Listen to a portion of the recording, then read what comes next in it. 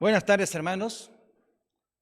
Damos gracias a Dios por este día sábado, que tenemos el estudio de formación cristiana y se están viendo los fundamentos bíblicos, doctrinales, la sana doctrina que profesamos como cristianos. Y ya vimos la soberanía de Dios, vimos la depravación total del hombre. ¿Qué quisimos decir a través de la Biblia? Con depravación total, que todas las partes del ser humano fueron corrompidas y contaminadas por el pecado. Su razón fue contaminada, su voluntad fue distorsionada y corrompida por el pecado. De tal forma que no hay nada bueno en el hombre. Mismo Pablo lo dijo en Romanos capítulo 3, no hay justo ni aun uno sobre la tierra, incluyéndose él también como apóstol. Porque dice, todos se descarriaron, todos se pervirtieron. Y esa es la depravación total, que todas las partes del ser humano, de su alma, de su razón, se corrompieron por el pecado, y por el mismo pecado entró la muerte, muerte espiritual, muerte física, y el hombre no puede buscar a Dios por sí solo. Ahí en la caída de nuestros primeros padres, Adán y Eva, el hombre perdió su libre albedrío, porque el pecado corrompió su libre albedrío. Y fue Dios que fue a rescatar al hombre. Si el hombre por sí solo hubiera podido buscar a Dios, jamás lo hace. Estaba escondido. Y muchos hoy en día están escondidos por su pecado. Pues vimos, hermanos, la elección incondicional, que el Señor antes de la fundación del mundo nos escogió para ser salvos. Inclinen su rostro, hermano, ahí donde están, y vamos a orar a nuestro Dios.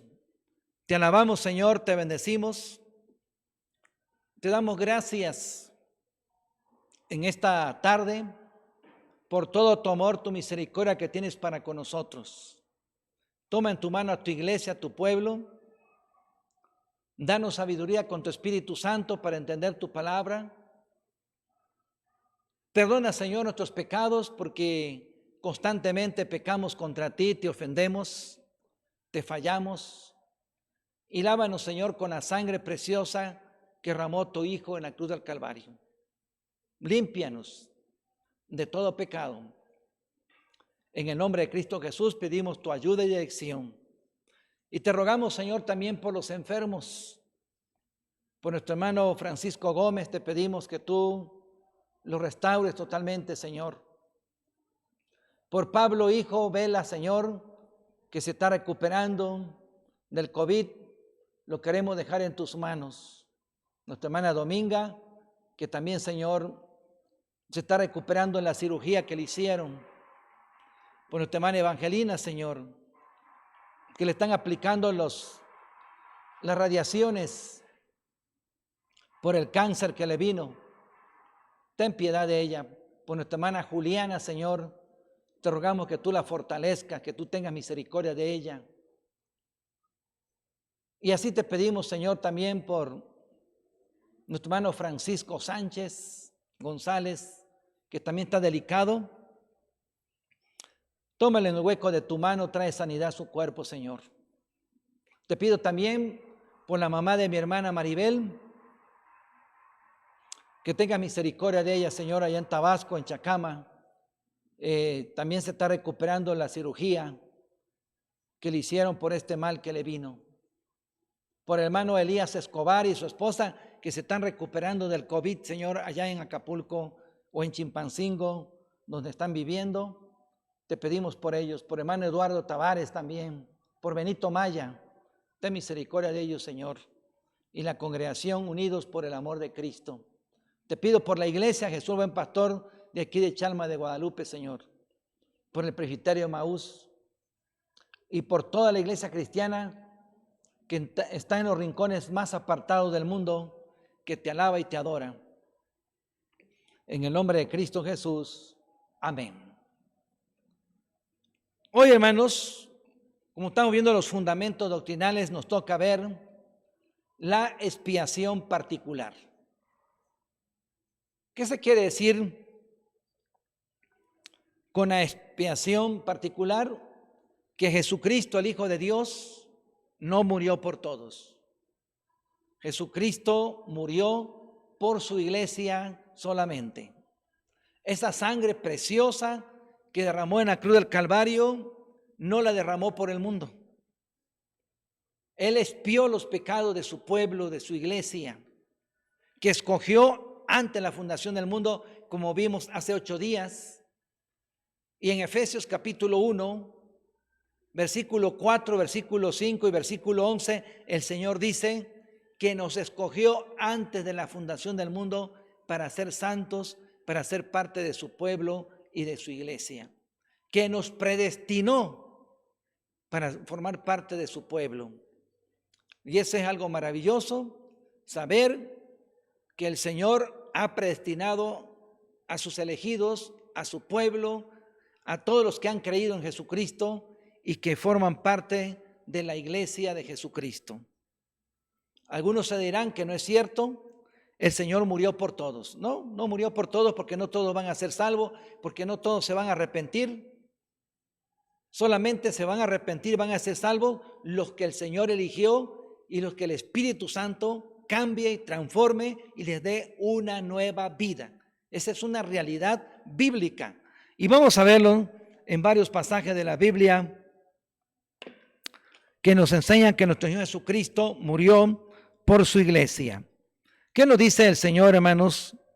Ahí en Efesios 5:25, se lo voy a leer. Ustedes ahí en sus lugares, en sus hogares, tengan su Biblia abierta para poder leer lo que nos dice la palabra de Dios.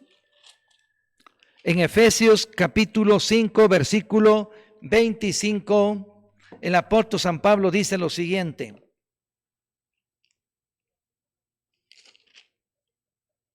maridos, amad a vuestras mujeres, así como Cristo amó a la iglesia y se entregó a sí mismo por ella. Dice, maridos, amad a vuestra iglesia, dice, amad a vuestras mujeres, así como Cristo amó a la iglesia y se entregó a sí mismo por ella. ¿Qué significa? Que nuestro Señor Jesucristo murió por su iglesia. Está haciendo aquí el apóstol Pablo una analogía del matrimonio del hombre con ese matrimonio espiritual que el Dios Padre y nuestro Señor Jesucristo como esposo tiene con la esposa, que es la iglesia. Y dice que amó su iglesia y se entregó por ella, murió por ella. Aquí no dice que murió por todo el mundo, sino que murió por la iglesia, dice. Así como Cristo amó a la iglesia y se entregó a sí mismo por ella. Jesucristo sufrió la pena máxima de la ira de Dios en la cruz del Calvario por su iglesia, para limpiar y expiar los pecados del pueblo de Dios, que es su iglesia. ¿Qué dice San Mateo capítulo 1 en el Nuevo Testamento? San Mateo 1:21 dice lo siguiente. Es el mensaje, hermanos, del sueño que tuvo José para recibir a María, a su esposa. Y le dice lo siguiente: y dará a luz un hijo y llamará su nombre Jesús, porque él salvará a su pueblo de sus pecados. Aquí dice con toda claridad que salvará a su pueblo, dice, hablando de Jesucristo, porque él salvará a su pueblo de sus pecados. No dice de todo el mundo. Él va a salvar a su pueblo. ¿Y cuál es el pueblo del Señor? Su iglesia. Sean judíos, sean mexicanos, sean chinos, todos los que han rendido su vida a Jesucristo, han creído en Jesucristo, forman parte de la iglesia del Señor, la iglesia de Dios. Y también en San Juan capítulo 10 nos dice lo siguiente: el Señor. En el Evangelio de San Juan, capítulo 10, busquen, hermanos, por favor, ahí en las Sagradas Escrituras, San Juan 10, nos dice lo siguiente, 10:15. Así como el Padre me conoce y yo conozco al Padre y pongo mi vida por las ovejas. Las ovejas son la iglesia de Jesucristo. Y aquí Jesucristo dice que Él pone su vida por las ovejas, no por los cabritos, no por los que están fuera del redil y del aprisco del Señor, sino que los que están adentro del corral del aprisco, que son sus ovejas, es por ella que Él pone su vida, sacrifica su vida por su iglesia. Ahí mismo, en el versículo 26 y 27 de Juan 10, el Señor dice lo siguiente.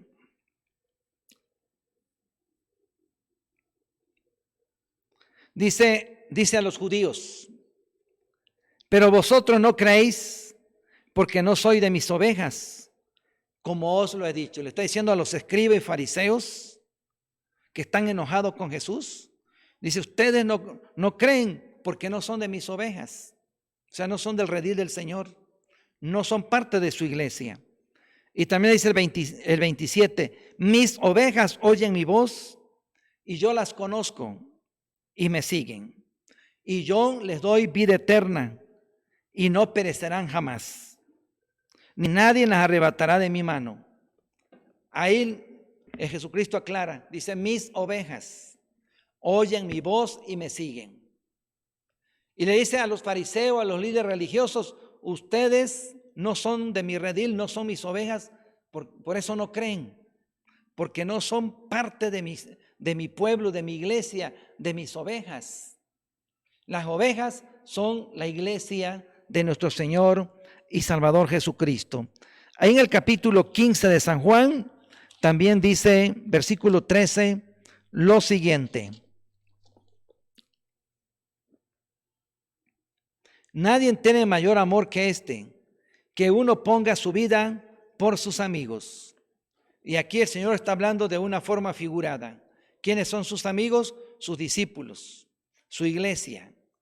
Y Él dice que Él pone su vida por sus amigos, por sus discípulos, por su iglesia, por los que han creído en Él.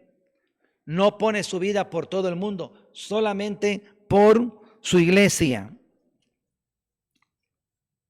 ¿Y qué nos dice Hechos 20:28, hermanos? Más adelantito, en el capítulo 20:28, en el discurso de Pablo,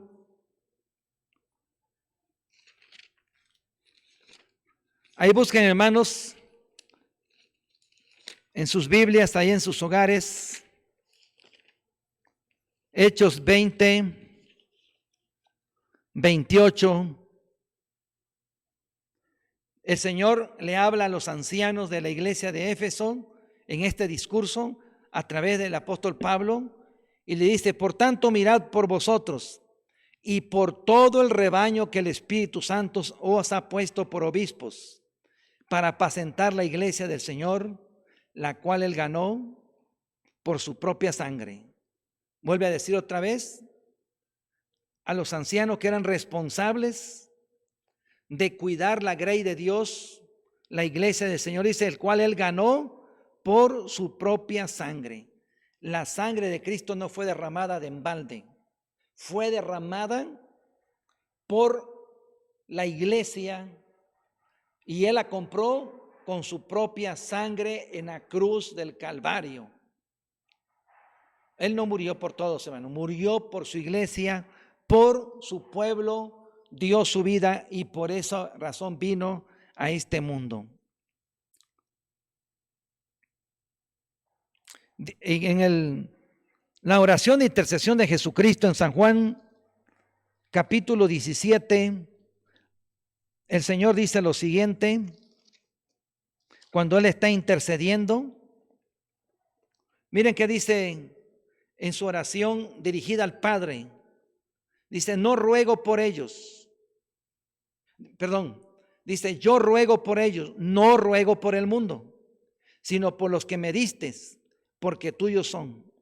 Y todo lo mío es tuyo y lo tuyo es mío, y he sido glorificado en ellos. Dice, yo ruego por ellos, no ruego por el mundo. Está hablando de sus discípulos, está hablando de su iglesia. Dice, yo ruego por ellos, no ruego por el mundo, sino ruego por los que me has dado. Jesucristo día y noche intercede por su iglesia, por cada creyente. Porque diariamente, hermanos, nosotros ofendemos a Dios, pecamos contra Dios. Y en ese momento el Señor quisiera acabar con nosotros, derramar su ira en contra nuestra y destruirnos. Pero el Señor Jesucristo intercede siendo el mediador entre Dios y los hombres, entre Dios y su iglesia. Y dice, Padre, yo di mi vida por él. Yo di mi vida por ellos. No los destruyas. Y Él intercede día y noche por nosotros los creyentes que formamos parte de la iglesia de nuestro Señor y Salvador Jesucristo. Ahora, allá en Romanos capítulo 8, hermanos,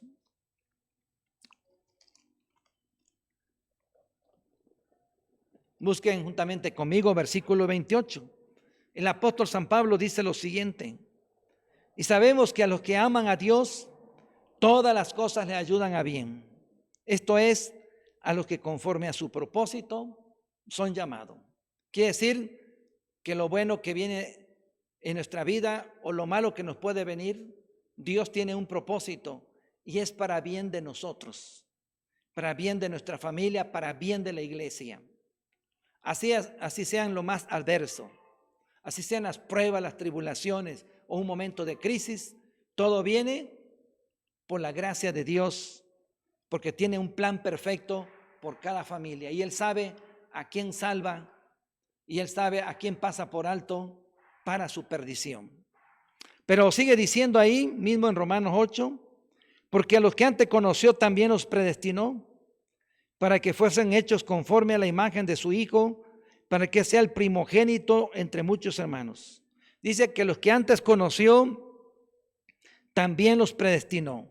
La doctrina de predestinación ha sido piedra de tropiezo para muchos y mejor algunos no quieren hablar o condicionan la predestinación de Dios a la voluntad humana, y eso es falso, porque la predestinación es absolutamente parte de la soberanía de Dios, es parte de los decretos eternos de Dios, su plan eterno, donde Él determinó salvar solamente una parte de la humanidad caída en pecados y pasar por alto a otros para su propia perdición. Como ya dijimos en el tema anterior, que Dios nos escogió antes de la fundación del mundo, nos predestinó antes de la fundación del mundo. Y hay un punto que se tiene que aclarar. La predestinación de Dios no está condicionada a la voluntad del hombre. Dios no nos predestinó porque en el futuro iba a ver o vio que íbamos a creer en Jesucristo, y eso es falso. Nadie jamás va a creer en Jesucristo sin la intervención sobrenatural del Espíritu Santo. Por eso el Señor Jesucristo mismo en Hechos 1:8 dice: pero recibiréis poder cuando haya venido sobre vosotros el Espíritu Santo, y me seréis testigo en Jerusalén, Judea, Samaria y hasta lo último de la tierra. Quiere decir que ese evangelio que predicaron los apóstoles, Pedro, Juan, Santiago y Pablo más tarde, y Bernabé, venía, hermanos, dirigido con el poder sobrenatural del Espíritu Santo, quien transformó a tantas iglesias en todo el territorio del Imperio Romano. No fue la palabra de Pablo ni de Pedro, fue el poder del evangelio. Pablo mismo lo dice en Romanos 1:16, porque no me avergüenzo del evangelio, porque es poder de Dios para salvación a todo aquel que en Él cree. Lo único que Dios vio ya en la eternidad, en el pasado, y viendo hacia el futuro, una humanidad caída, muerta espiritualmente, que no se puede levantar, que no puede vivir sin la intervención de Dios. Entonces, el Señor, como dice aquí Pablo, nos predestinó, ¿verdad? Dice el versículo 30 de Romanos 8, y a los que predestinó, estos también llamó, y a los que llamó, estos también justificó, y a los que justificó, a estos también glorificó. Los llamó, los predestinó, ahora en el presente los llama y les da vida eterna, porque en su decreto eterno así estaba escrito en el pasado. A quienes iba a redimir, quienes iban a formar parte de su iglesia y quienes no.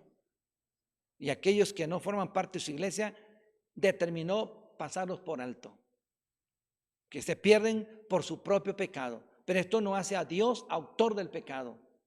El hombre es responsable de su propio pecado y de su propia perdición.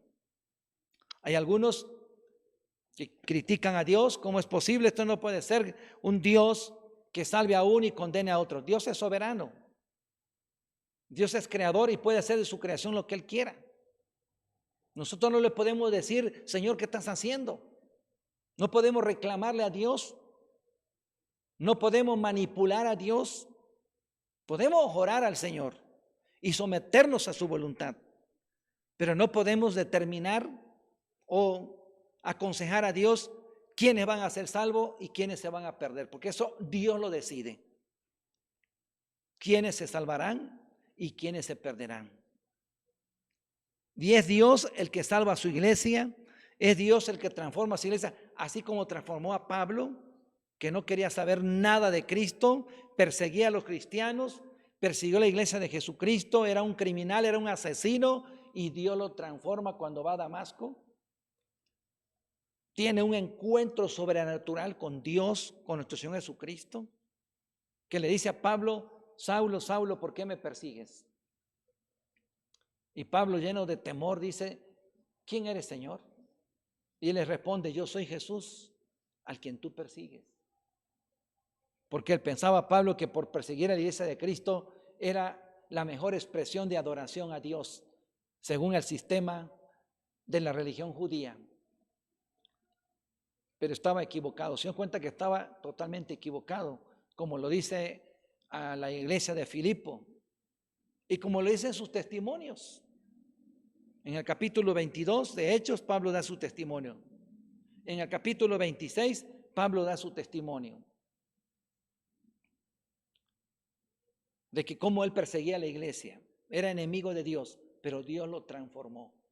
Esto viene a romper y a quitar toda teoría de que la predestinación es que Dios previó quienes iban a creer.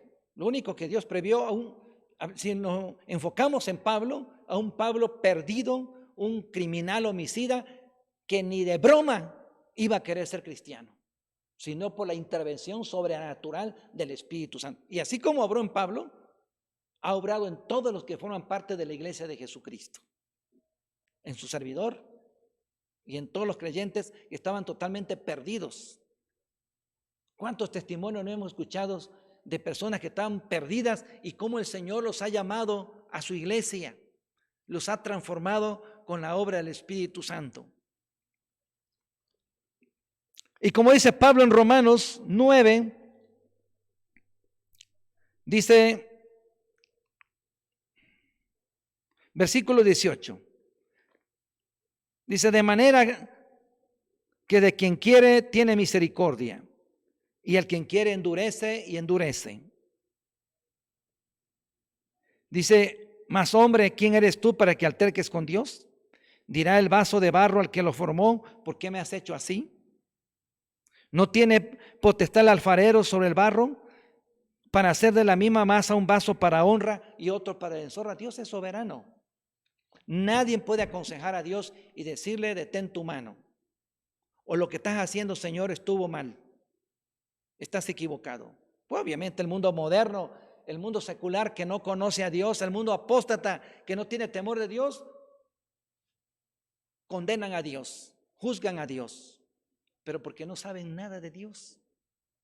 La Sagrada Escritura es el que nos dice quién es Dios, el Creador, el Redentor, el único soberano, el Todopoderoso, y que tiene el mundo en sus manos, que la iglesia de Jesucristo está en las manos de Dios, hermanos.